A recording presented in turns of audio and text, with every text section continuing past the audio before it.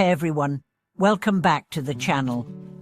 I'm so glad you're here again. Today, we are diving into a topic that might sound familiar to many of you who've tried meditation, especially if you're just starting out. Ever sat down to meditate, only to be bombarded by 1,000 thoughts? You wanted to calm down, maybe find a little peace, but suddenly, your mind becomes a chaotic storm of distractions. You find yourself wondering, why is it that the moment I sit down, my thoughts go wild? Maybe you've even questioned whether you're doing it wrong. Maybe you've thought, meditation must not be for me. Thought I'll never get this. But what if I told you this is not a failure? In fact, it might just be the best thing that's ever happened to your inner journey. What if I told you that flood of thoughts is not the end, but actually the beginning? The beginning of true awareness.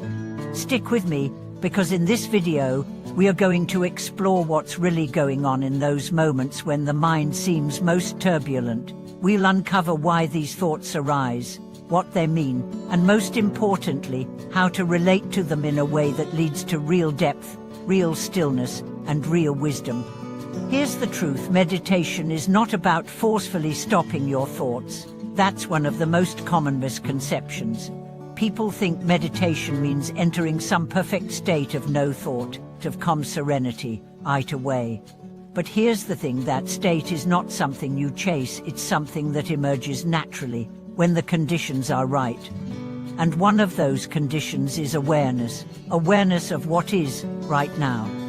Even if what's present is a wild, noisy, chaotic mind. Let's talk about the first time you try to meditate. You sit on the cushion, close your eyes, and expect a blissful silence. Instead, your mind starts racing. What will I eat later? Did I reply to that message? Was my boss angry at me today? Did I lock the door? Is my phone buzzing? And on and on and on. It feels frustrating.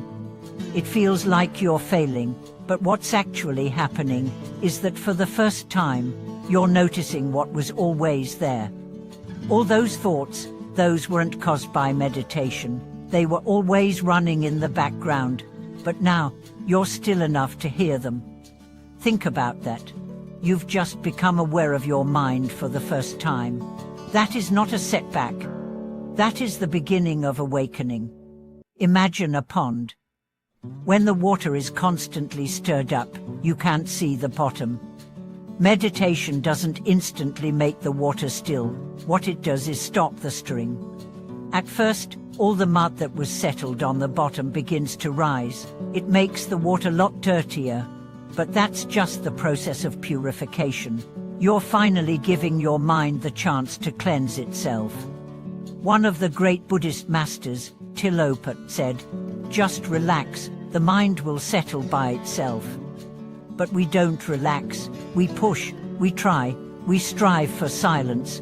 And in doing so, we create more conflict, more resistance, more thoughts. The key is not to fight the thoughts. The key is to observe them, like clouds passing in the sky, like leaves floating down a river. You don't chase them. You don't analyze them. You just notice. This is mindfulness. This is awareness. This is the real work of meditation. You may have heard of Mila Rapa, one of Tibet's greatest yogis. His student Gampopa once said, "We value the state of no thought, but the gate of thought cannot be locked."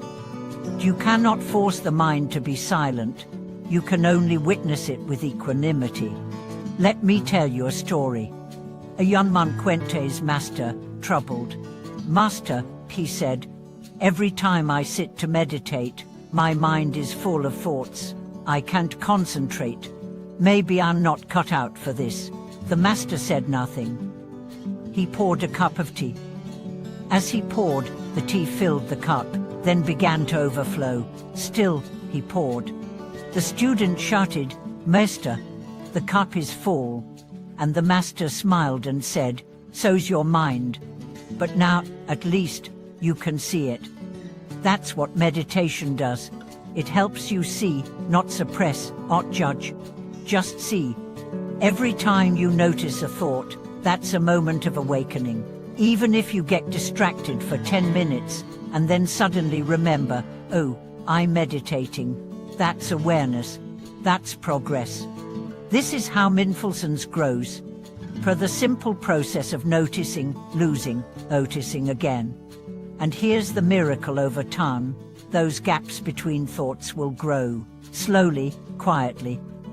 You'll begin to have moments, just a few seconds at first, where you're simply breathing, simply being. And in those moments, you'll taste a stillness that doesn't need to be chased. It just is. Meditation is not about creating silence. It's about creating space. Space for silence to find you. You're not failing because your mind is noisy. You're succeeding because you're finally listening. There's a famous Zen koan about a student who asks the master, "When will I attain enlightenment?" The master replies, "When you stop resisting your own thoughts." Let that sink in. You don't need to become someone else. You don't need to silence your mind with brute force. You need to become more you, more honest, more present, more aware.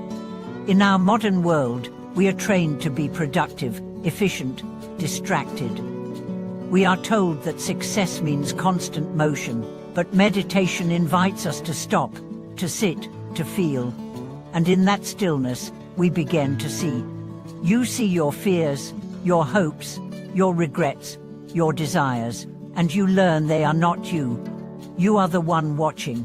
You are the space in which they rise and disappear. You are the awareness. A monk once said, "The true meditator is not the body on the cushion. It is the mind that chooses to stay." So stay, even if it's hard, especially when it's hard. Because right there, in the midst of the storm, is where you find the calm center, the place that has never been touched by chaos. And every time you return to that breath, you are practicing freedom. There's a beautiful story of a Zen teacher who, every time he got distracted during meditation, would simply smile and say, "Thank you, thought," and return to his breath. No judgment, no resistance, just kindness. Can you treat your own thoughts that way? Can you befriend your mind? Because that's the real journey, not towards some distant goal, but towards intimacy with your own experience. As you sit and breathe and observe, you'll find something extraordinary. The thoughts slow down, not because you force them to, but because you no longer feed them. Like a fire without wood, they fade. And what's left is you. Not the stories you tell, not the roles you play, but the witness, the presence, the quiet joy of being. So if your mind is full of thoughts today, rejoice. It means you're alive. It means you're paying attention. It means the journey has begun. Thank you for watching this video. I hope it's brought you some peace, some clarity, and a sense of companionship on this path. Meditation isn't always easy, but it's always worth it. You are not alone, and every breath you take is a step towards freedom. If this video resonated with you, I'd love to hear your story. What challenges have you faced in meditation? What moments of insight have you had? Share them in the comments below. And if you'd like to support the channel, don't forget to like, subscribe, and share this with someone who might need it today. We all walking each other home. Thank you for watching.